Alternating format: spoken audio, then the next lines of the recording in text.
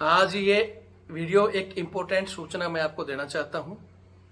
हालांकि मैंने इस वीडियो में सारी चीज़ें बोली है, लेकिन वीडियो लंबा है और आप वीडियो पूरा देखते नहीं हो, फिर अलग अलग तरह के कमेंट्स करते हो। इसलिए आज फर्स्ट में एक चीज़ कह देता हूं कि जो बैंक की मैडम थी और जिस मैडम ने हमारे जवान के साथ जो बदतमीजी की थी, उस मैडम का 1 बजे मैं या तो लाइव में एक वीडियो बना रहा हूँ या फिर वीडियो कॉल के जरिए बनाऊंगा।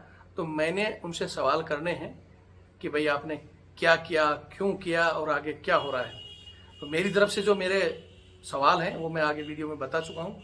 आप उस वीडियो को इसको पूरा देख लें और आपके कोई सवाल हैं तो 1 या 1:30 बजे से पहले पहले आप इसमें कमेंट्स कर दें कि सर हमारी तरफ से मैडम से सवाल पूछें, तो वो सवाल मैं आपके पूछ लूँगा, ठीक है।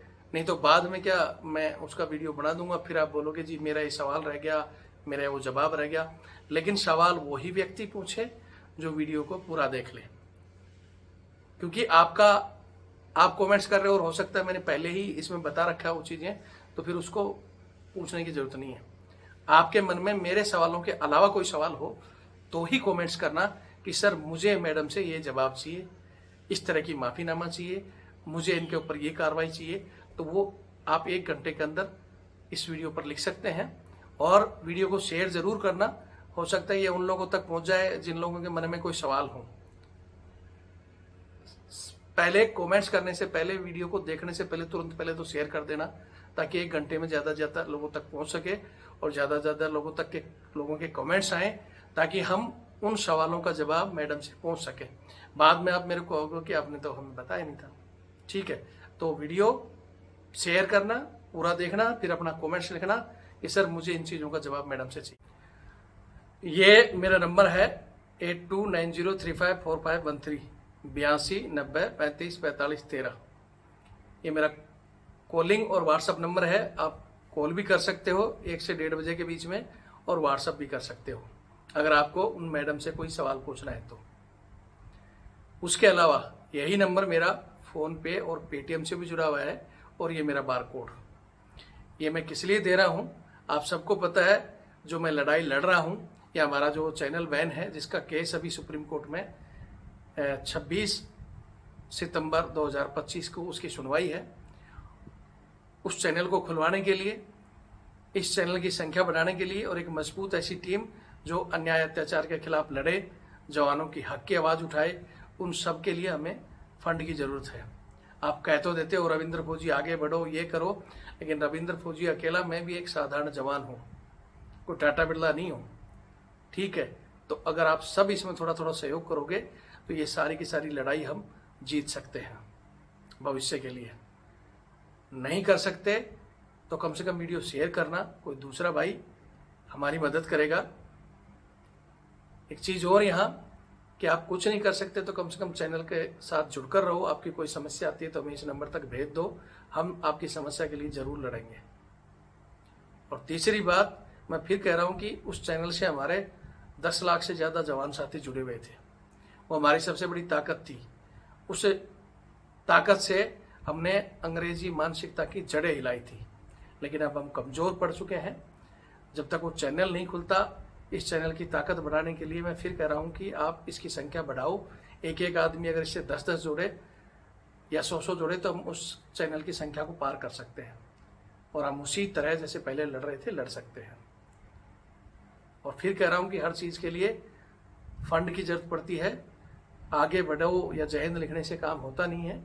तो महीने 2 महीने में सहयोग करोगे तो हम आपको बहुत कुछ करके दिखा सकते हैं। नहीं तो जैसा हमारे पास जो सहयोग आ रहा है, जितने हमारे साथ लोग जुड़े हुए हैं, उतना रिजल्ट तो हम अभी भी दे ही रहे हैं। बाकी आगे की वीडियो की अपडेट ज़रूर देखें और अपने सवालों का जवाब जरूर दें। जय हिंद, जय भारत, वंदे मातरम। जय हिंद, जय भारत, वंदे मातरम। मैं रविंद्र फौजी। साथियों, आज आप सभी को पता है कि एक केस बहुत ही हाईलाइट हो रखा है।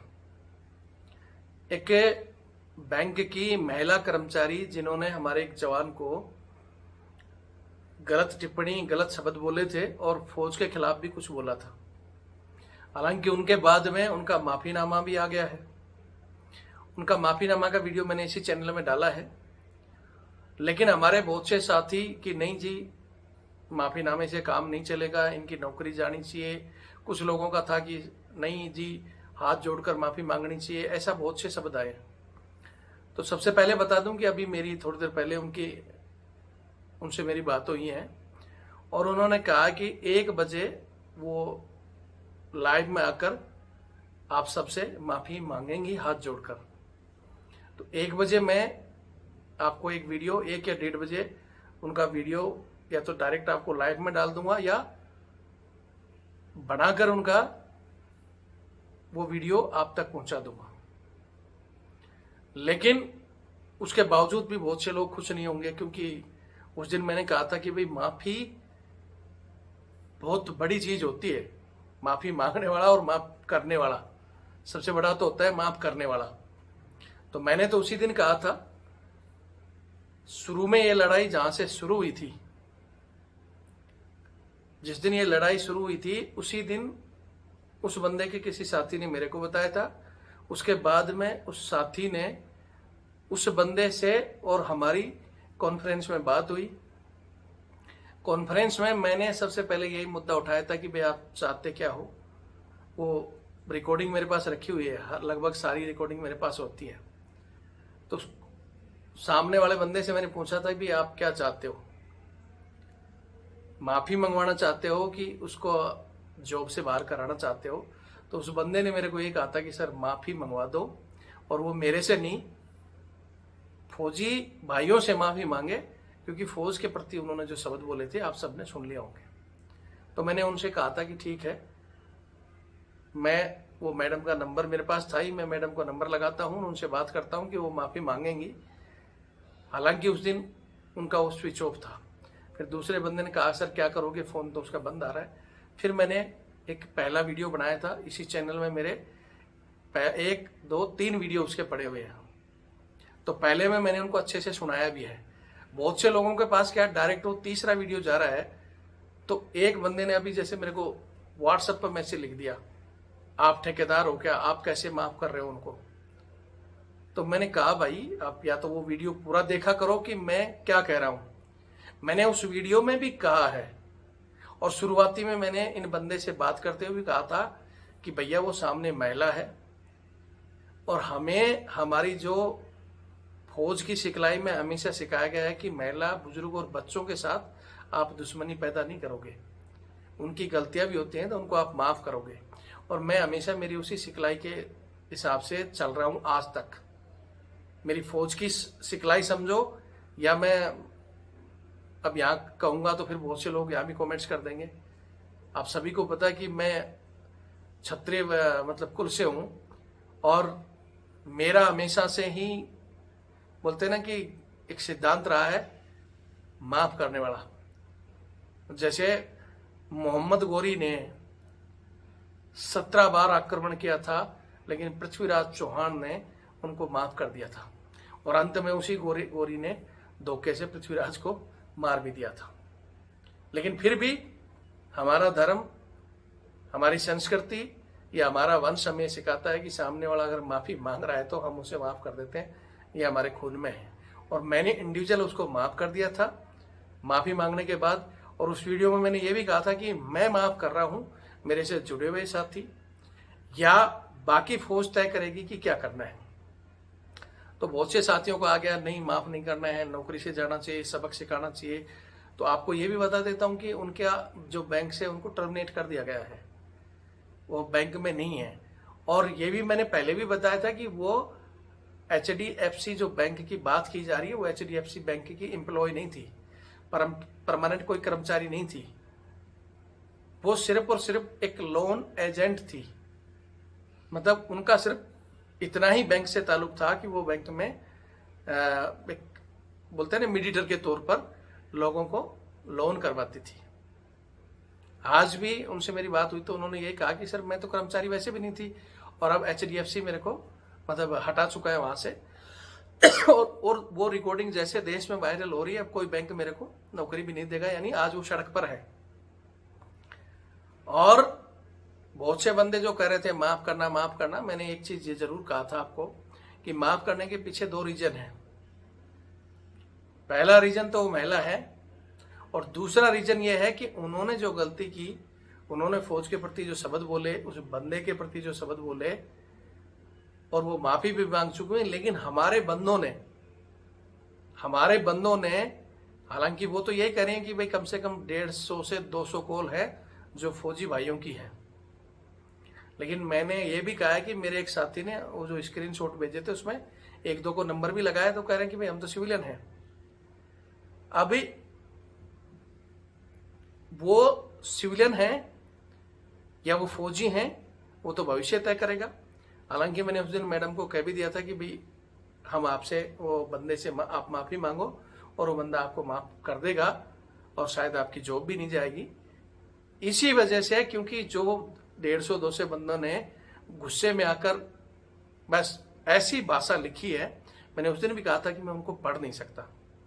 अगर आपको गुस्सा है तो गुस्से की बातें लिखी जाती है, लेकिन गुस्से के साथ अश्लील शब्द लिखना क्या किस गुस्से में सिखाया गया है आपको?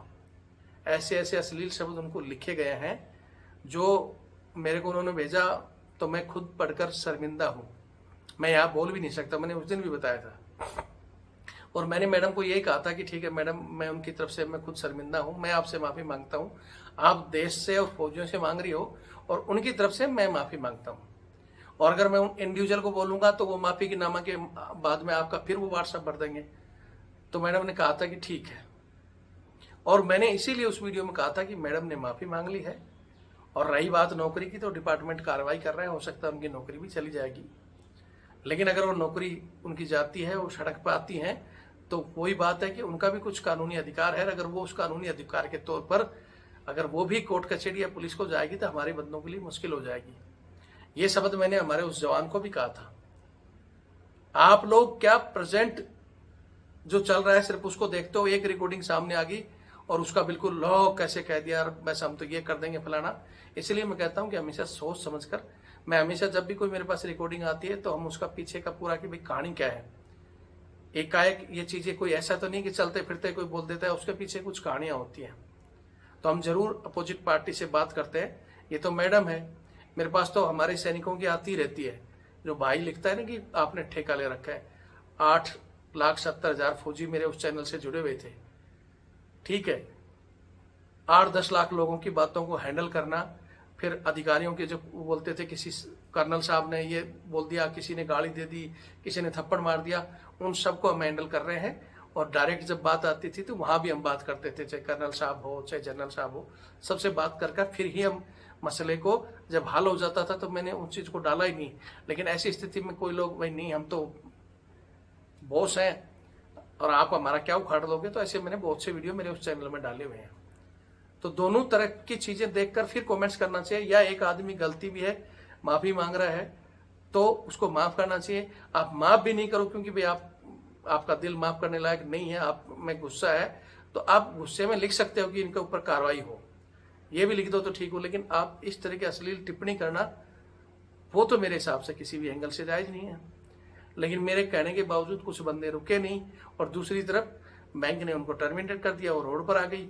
अब रोड पर आ जाता है और उनको लगा माफ़ी नहीं मांगी, तब वो मैडम केस के लिए पुलिस के पास पहुंच चुकी है, वो सारे के सारे कमेंट्स लेकर। हालांकि मेरी अभी 1 बजे दोबारा उनसे अपडेट होगी, तो मैं कोशिश करूंगा कि मैडम इस चीज़ को तूल ना देकर ख़त्म करें। और अगर ये ख़त्म नहीं हुई तो ये चीज़ें अभी पुलिस में, उसमें क्या बोलते हैं अपना, कोर्ट में, सब जगह जाएंगे। इंडिविजुअल जिस बंदे को बोला गया था, मैंने इसीलिए उनको भी समझाया था कि यार करो माफ़ और मसला ख़त्म करो, क्योंकि वो मैडम के, मैंने भी फर्स्ट वीडियो में मैडम को अच्छे से कुछ कहा है, दूसरे में भी कहा है, तीसरे वीडियो में मैंने को जब उन्होंने वो स्क्रीनशॉट वगैरह भेजे, सब कुछ भेजे, तब मुझे महसूस हुआ कि भाई ये चीज़ें अगर बढ़ेंगी तो इसमें बहुत लोग फंसेंगे। उनको बचाने के लिए कि भाई ये फंसे ना, ठीक है मैडम का तो हो गया, बैंक से भी गई, उनके ऊपर और भी जो कानूनी कार्रवाई होनी है। लेकिन जिन लोगों ने लिखा, क्या उन लोगों के पास जवाब है? जब उनको वहां अगर पुलिस बुला लेगी या कोर्ट में खड़ा होकर आपसे जवाब मांगा जाएगा, आप क्या कहोगे? अगर उन्होंने हमारे शहीदों के लिए, बच्चों के लिए भी हालांकि उन्होंने अपमान किया था और उस अपमान का उनको जो मिलना था मिल गया, आप भी कंप्लेन कर सकते थे, कुछ भी कर सकते थे, तरीके से, लेकिन जो अश्लील भाषा लिखी है क्या वो जायज़ है? और अब उनको बुलाया जा गया तो किस हिसाब से बात करेंगे? जैसे मैडम ने कहा ना कि मैंने वो नंबर ही बंद कर दिया, व्हाट्सअप ही उनका मतलब रोक दिया गया, उस तरह अगर उन लोगों के भी यही कार्रवाई होगी, बुलाया गया या व्हाट्सएप पर कोई दिक्कत आ गई या आपके नंबर कोई किसी के सैलरी में जुड़े हुए हैं, क्या क्या हुआ है, क्या दिक्कत आएंगी, पता है इसके पीछे कुछ? मैंने उन बंदों को भी समझाया। बहुत से लोग जो मेरे पास कॉल करते हैं, मैं डायरेक्ट बोलता हूँ कि भैया मैं आपको दिखाऊंगा स्क्रीनशॉट। तो हम बोलते हैं ना कि हम जो काम करते हैं उसमें आगे पीछे की सोच कर करते हैं। आप लोग सिर्फ प्रेजेंट चीज को देखते हो और हम भविष्य में क्या होंगी, इससे पहले क्या हो चुकी है हमें पता है। हमारे ऊपर भी इन चीजों के ऊपर एफआईआर हो रखी है। जैसे आज वो मैडम बोल रही थी कि सर सबसे बड़ा दुखी तो यह है कि मेरे को देशद्रोही बढ़ा दिया गया, जबकि 10 साल मैंने इन लोगों के लोन कराए वो कराए। मैं बोला मैडम देखो कुछ भी कराया हो, लेकिन आपकी जो भाषा थी उससे लोग नाराज हैं और ये अभी इतनी जल्दी खत्म होने वाला भी नहीं है। और मेरा इस माफीनामे को और यहाँ लेकर खत्म करने का मकसद यही था कि ये जो और बंदे हैं ना जोश जोश में, मुझे पता है मेरे पास भी कई बार कोई छोटा सा केस आता है ना, तो उसमें फोन पर ऐसे बोलेंगे कि सर ये कर दो फलाना कर दो, सीधा बंदूक उठाने की बात करते हैं। बोलना और उठाने में बहुत बड़ा फर्क है, ठीक है? उसके परिणाम क्या होंगे वो सब देखे जाते हैं।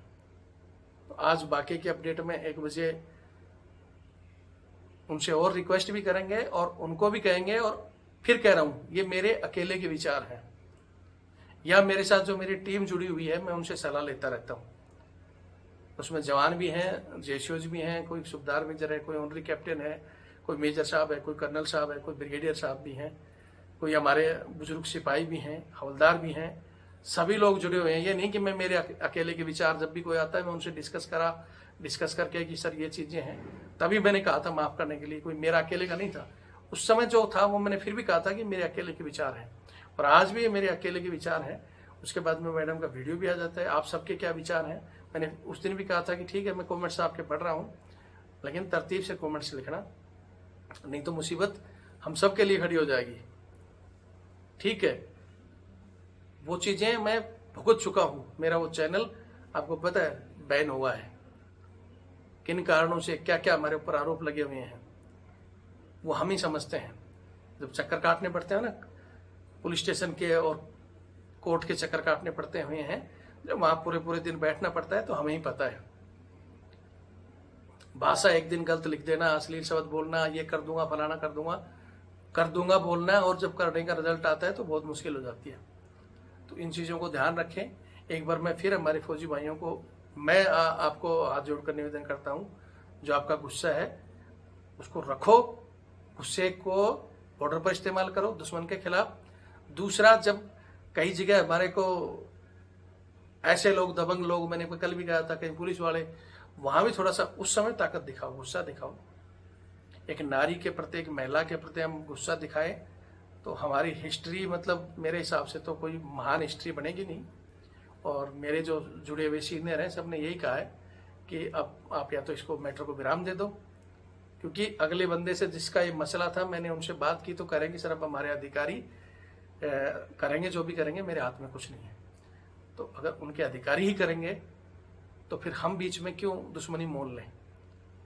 क्योंकि अगर वो ये चीज़ें चलती हैं कोर्ट में, कचहरी में, तो कौन कहाँ से, महाराष्ट्र कोर्ट में जब चक्कर काटोगे ना, पता ना कहाँ से बोलने वाला, कोई JNK का होगा, कोई बेचारा पंजाब से बैठा है, कोई आसाम में बैठा है, कोई राजस्थान से बोलने वाला है, कोई कहीं से, और सबको जो वहाँ सिर्फ एक बार नोटिस आता है, वहाँ जाना पड़ता है ना, एक बार आने जाने में ही पता चल जाता है और एक दिन खराब करने में। तो बोलने से पहले सोचो। आप बोल सकते हो, आपका अधिकार है, आपको भी फ्रीडम ऑफ स्पीच दी हुई है अपनी बात रखने के लिए, लेकिन आपकी बात से दूसरा कोई आहत हो रहा है। वो मैंने उस दिन भी बताया था कि डिप्रेशन में अगर कुछ हो जाता, कुछ कर लेती, तो आपको और हमको यहाँ जवाब देना भारी पड़ जाता। बहुत चीज़ें हमें सोचनी पड़ती हैं। बस इतना ही कहूँगा, बाकी आपको 1 बजे अपडेट दूंगा जो भी होगा। और मेरे विचार हैं, मैं फिर कहूँगा कि आप अभी 1 घंटे का मेरे पास टाइम है, आप कमेंट्स कर दो ताकि मैं वो सवाल उनसे, मैडम से पूछ सकूँ कि सर हमारी तरफ से सवाल पूछना, ये करना, वो सारे मैं उसमें अपडेट कर दूंगा। और जो भी आगे होगी आपके सवाल जवाब जरूर पूछूंगा। ठीक है, बाकी जय हिंद, जय भारत, वंदे मातरम।